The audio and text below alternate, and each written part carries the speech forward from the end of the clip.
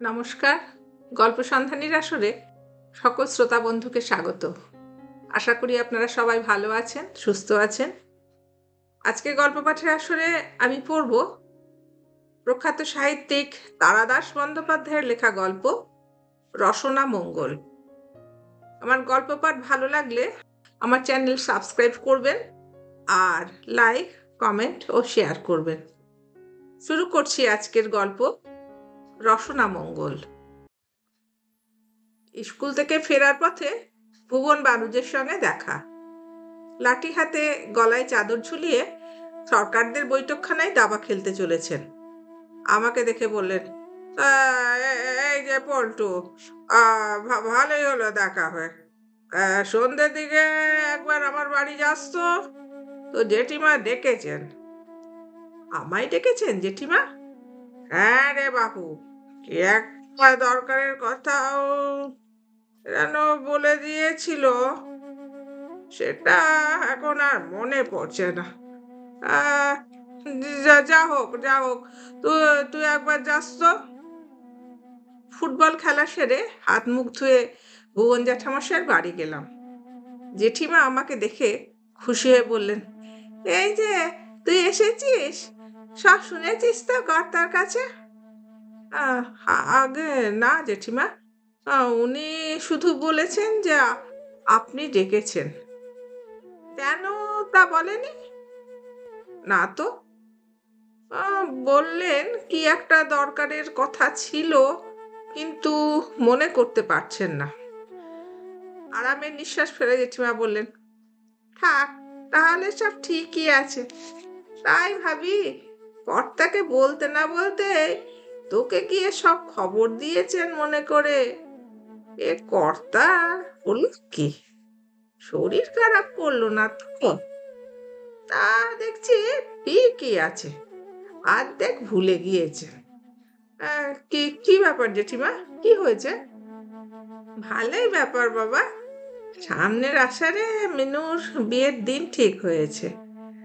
ওই পাত্তর সেই আমতলার নিবারণ চাটুর্যের বড় ছেলে।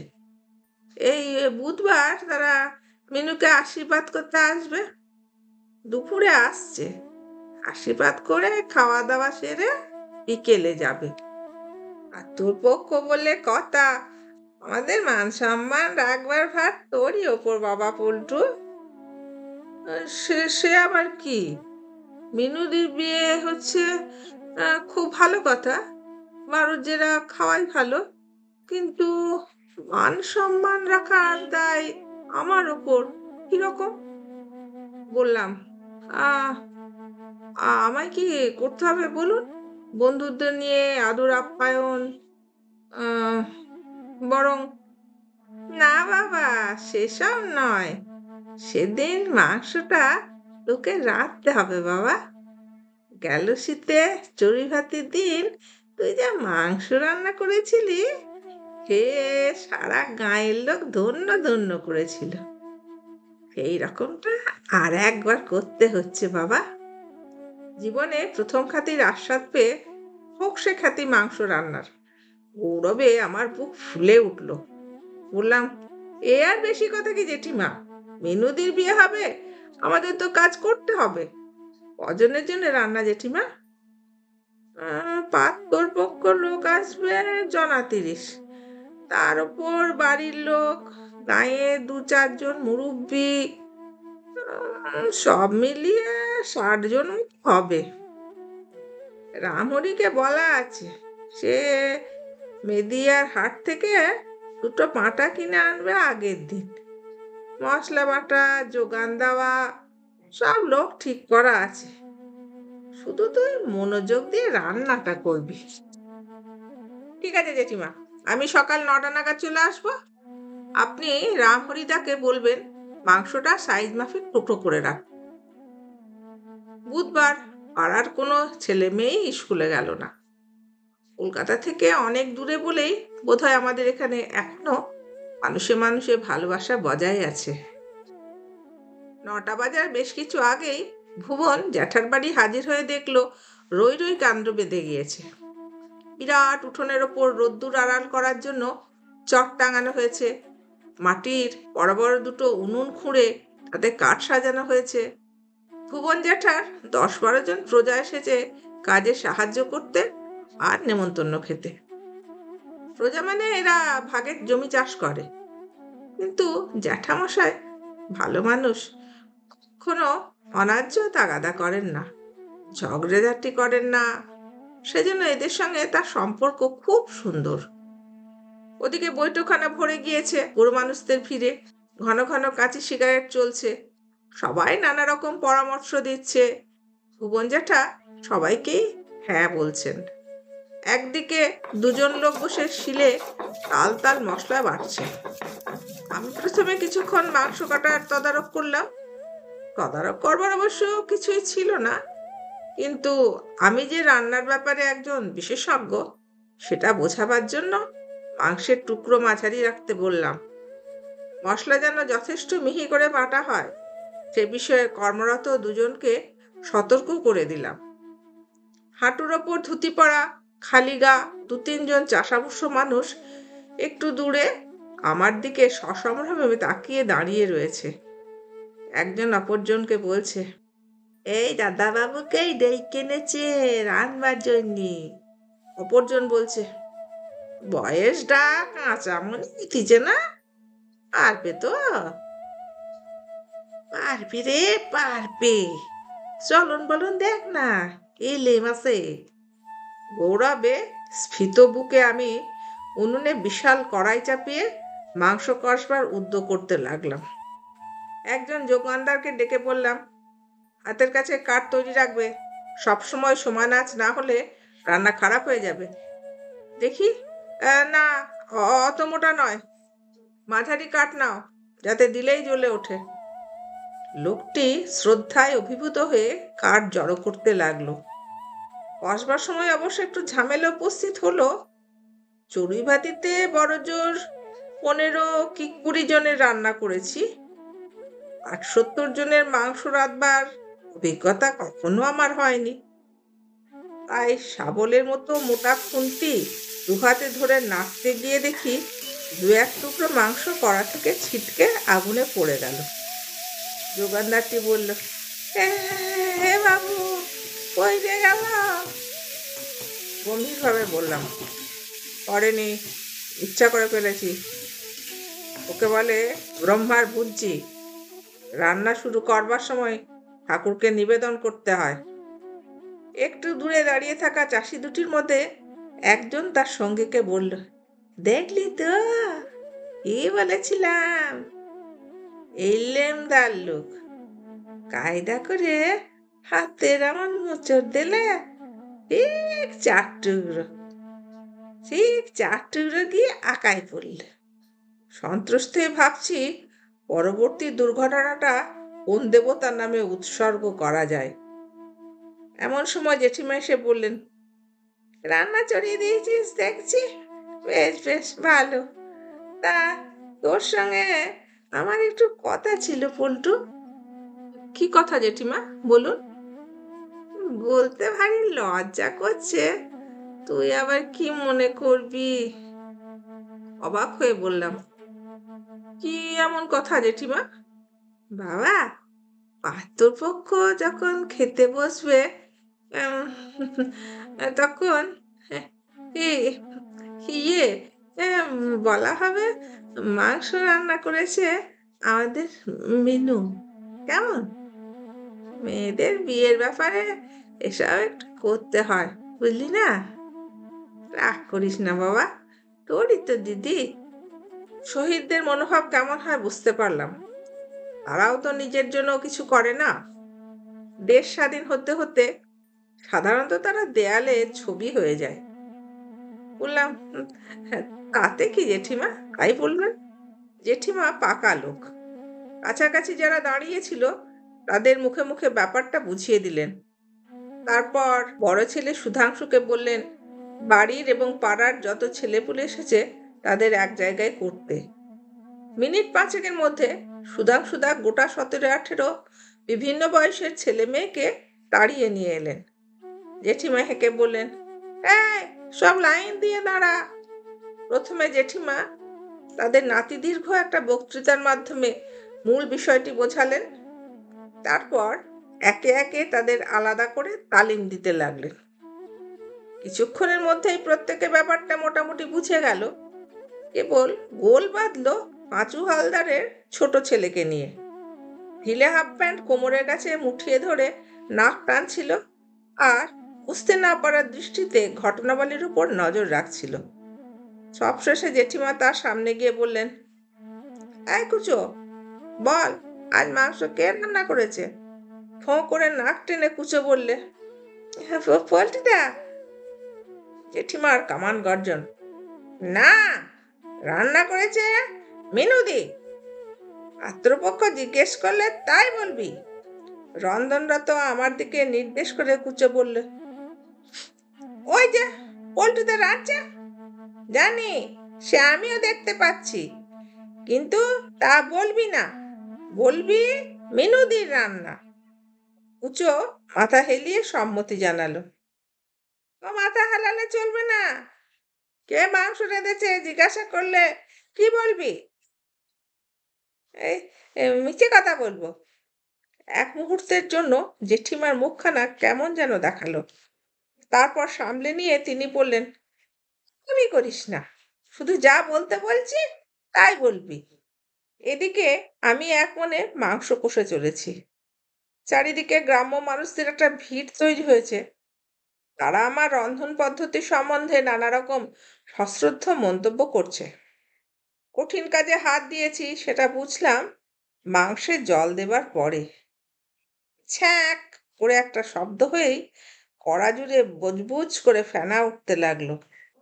হাতা দিয়ে যত কেটে ফেলে দিই তাতে আরো ফেনা ওঠে। জলটাও বেশি দেওয়া হয়ে গেল কিনা কে জানে। ঝোলে কোনো রং ধরল না। কড়াইয়ের প্রায় কানায় কানায় ভর্তি ফ্যাকফ্যাকে ঝোল, আর তার মধ্যে প্রচুর ফেনা। সাহস বজায় রাখার আপ্রাণ চেষ্টা সত্ত্বেও বোধহয় আমার মুখের ভাবে কিছু একটা ফুটে উঠে থাকবে, কারণ একটু পরেই দেখি কে একজন জেঠিমাকে ডেকে নিয়ে আসছে। কড়ার দিকে একবার দৃষ্টিপাত করেই তার মুখ কাঁদো কাঁদো হয়ে গেল। আমার মিনুর কি হবে বাবা পল্টু? ছেলের বাবা যে শুনেছি বড্ড খেতে ভালোবাসে। মাথা নিচু করে আস্তে আস্তে বললাম, একটা উপায় আছে জেঠিমা। জেঠিমা দৈববাণী শুনতে পাওয়ার মতো মুখ করে আমার দিকে তাকালেন। বললাম, আপনি আপনি বরং নিমন্ত্রিতদের বলুন মাংসটা আমিই রেঁধেছি, তাহলে দোষ কেটে যাবে। ওদের সামনে রান্না গোলমাল করে ফেলার জন্য বকাবকিও করতে পারেন, আমি তাতে কিছু মনে করব না। জেঠিমার মুখ উজ্জ্বল হয়ে উঠল। বুঝলাম কথাটা মনে ধরেছে। পেছন ফিরে তিনি হাঁক দিলেন, সুধাংশু, ছেলেপুলেদের আবার ধরে নিয়ে আয়।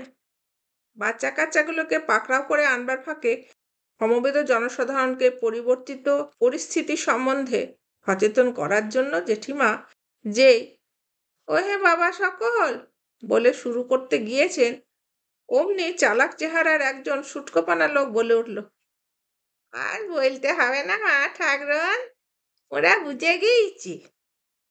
বাচ্চারা এসে আবার লাইন দিয়ে দাঁড়ালো। জেঠিমা তাদের বললেন, বল, মাংস কে রেঁধেছে? সবাই সমস্বরে বলে উঠল, মিনুদি, মিনুদি। জেঠিমা হুঙ্কার দিয়ে বললেন, না, মাংস রান্না করেছে পল্টুদা, ভালো করে বুঝে নে। এই পরিবর্তিত আদেশে বেশ একটা জটিলতা সৃষ্টি হলো। বাচ্চারা ওর মুখের দিকে তাকাতে লাগলো, কিন্তু জেঠিমার নেতৃত্বের কোনো তুলনা হয় না। 5-7 মিনিটের মধ্যেই তিনি সবাইকে বুঝিয়ে বকে ভুলিয়ে এবং ধমক দিয়ে নতুন তালিমে দীক্ষিত করলেন। গোল বাঁধল ভুবন জ্যাঠাকে নিয়ে। সুধাংশু গিয়ে তাকেও ডেকে আনলো। তিনি এসে হাসি মুখে বললেন, কে গা, কে হলো, আবার ডাক পড়েছে কেন? তুমি ভেবেছ আমি বুঝি এর মধ্যেই সব ভুলে মেরে দিয়েছি? তোমরা যতটা মনে করো আসলে আমি ততটা ইয়ে নয়। মাংস কে রান্না করেছে সেই কথা জিজ্ঞেস করবে তো? কেন, মাংস রান্না করেছে আমাদের মিনু। জেঠিমা ঠান্ডা চোখে তাকিয়ে থেকে ভুবন জ্যাঠার উচ্ছ্বাস কমতে দিলেন। তারপর বললেন, হয়েছে? হাসি থেমেছে? উফ, এক এক সময় ভাবি আমি মরলে তোমার কি দশা হবে। শোনো, মাংস রেঁধেছে পল্টু, মিনু নয়। ভুবন জ্যাঠার মুখের হাসি মিলিয়ে গেল। তিনি বললেন, সে কি, কিন্তু আগের কথা ছাড়ো, এখন এই বলতে হবে। যাও, ভালো করে ঠিক করে নাও। ভুবন জ্যাঠা বিহ্বল চোখে চারিদিকে তাকিয়ে মাথা চুলকোতে চুলকোতে বৈঠকখানার দিকে চলে গেলেন। বাচ্চারাও এদিক ওদিকে ছড়িয়ে গেল। আমি এক মনে রান্না করতে লাগলাম। কিছুক্ষণের মধ্যে বাড়তি জলটুকু ফুটে কমে যেতে একটা ব্যাপার লক্ষ্য করলাম। রান্নায় বেশ রং ধরে আসছে। জল বেশি দেওয়ার জন্যেই হোক বা অন্য যে কোনো কারণেই হোক, ঝোলের যে বিবর্ণ ভাবটা ছিল, জল কমে আসতেই তা কেটে গিয়ে চমৎকার লালচে রং ধরল। দারুণ গন্ধও বেরোতে শুরু করলো। বাহ, তাহলে তো ভুল কিছু করিনি। মুগ্ধ চোখে নিজের সৃষ্টির দিকে তাকিয়ে রইলাম। চোখের সামনে ঝোলের রং ভালো থেকে ভালোতর হতে লাগলো। এই সুসংবাদ বিদ্যুৎ বেগে সর্বত্র প্রচারিত হলো। চোখে সংশয় নিয়ে ছুটে এলেন জেঠিমা। কড়াইয়ের দিকে তাকিয়ে তার মুখে হাসি ফুটে উঠল। আদরের গলায় বললেন, তাই তো বলি, পল্টুর এত নাম শুনেছি, সে কি কখনো আমাদের এমন করে ডোবাতে পারে? আহ, গন্ধ সুন্দর বেরিয়েছে। তোকে আশীর্বাদ করছি বাবা, তোর সোনার হাতা বেরিয়ে হোক। এই আশীর্বাদ আমার ভবিষ্যৎ জীবনে কতদূর সহায়ক হবে সে কথা ভাবছি। এমন সময় জেঠিমা আবার হাঁক দিলেন, সুধাংশু! কি মা? বাচ্চাগুলোকে আবার ডাক, লাইন দিয়ে দাঁড় করা, তোর বাপকেও নিয়ে আয়। গ্রামের বয়স্করা খেলাটা ধরে ফেলেছিল। জেঠিমা তাদের দিকে ফিরে তাকাতেই তারা সমস্বরে বলে উঠল, মিনু দিদি ঠাকরুন। বাড়ি, উঠোন ও বাগানের বিভিন্ন স্থান থেকে বালক বালিকাদের আবার ধরে আনা হলো। তারা এবার সত্যিই বিভ্রান্ত হয়ে পড়েছে। কেউ বলে মিনুদি, কেউ বলে পল্টুদা, কেউ কিছু না বলে ফ্যাল করে তাকিয়ে থাকে। প্যান্ট মুঠিয়ে ধরা ছোট ছেলেটি মানসিক চাপ সহ্য করতে না পেরে চেঁচিয়ে কান্না জুড়ে দিল। একটু ভেবে জেঠিমা বললেন, না, তোরা ঠিক সব গোলমাল করে ফেলবি। এক কাজ কর, তোদের সকলকে একটা করে টাকা দিচ্ছি, ডাল আর ভাজা যা হয়েছে তাই দিয়ে চটপট খেয়ে নিয়ে তোরা কালীতলা মেলা দেখতে চলে যা। এবেলায় তোদের আর আসার দরকার নেই। সবার ভাগের মাংস আমি নিজে তুলে রাখবো। সন্ধ্যের পর এসে খাবি এখন, বুঝলি? যা সব। ভুবন জ্যাঠামশাই একদিকে দাঁড়িয়ে সব শুনছিলেন। জেঠিমা তাকে বললেন, তুমিও বুঝেছো তো, নাকি আলাদা করে বোঝাতে হবে? জ্যাঠামশাই বিপন্ন মুখে বললেন, হ্যাঁ, তুমি তো জানো, ম্যাচ আমার মাথায় একেবারেই ঢোকে না। আহ, দাঁড়াও দাঁড়াও, একবার সড়গড় করে দিই। প্রথমে বলা ঠিক হয়েছিল মিনু রেঁধেছে, কিন্তু আসলে রান্না করেছিল পল্টু। তারপর ঠিক হলো পল্টু রেঁধেছে বলা হবে, আসলে রান্না করছিল পল্টু। এটা বেশ সোজা, মনে রাখতে অসুবিধা হয় না। তারপর এখন ঠিক হলো, আহ, কি যেন বললে? উফ, পারি না। এখন বলবে মিনু রেঁধেছে, হলো? এখন বলবো মিনু রেঁধেছে। বেশ, আসলে রান্নাটা কে করছে? পল্টু। আচ্ছা, প্রথম পল্টু মিনু, দ্বিতীয় পল্টু পল্টু, তৃতীয় মিনু মিনু। জেঠিমার গর্জন, না, আবার পল্টু মিনু। ভুবন জ্যাঠামশাই কিছুক্ষণ আপন মনে কি সব বিড়বিড় করলেন। তারপর করুণ মুখে জেঠিমার দিকে তাকিয়ে বললেন, হ্যাঁ গো, আমিও বরং মেলায় চলে যাই, কি বলো? নমস্কার। আজকের মতো গল্প পাঠ এখানেই শেষ করলাম। সকলে ভালো থাকবেন।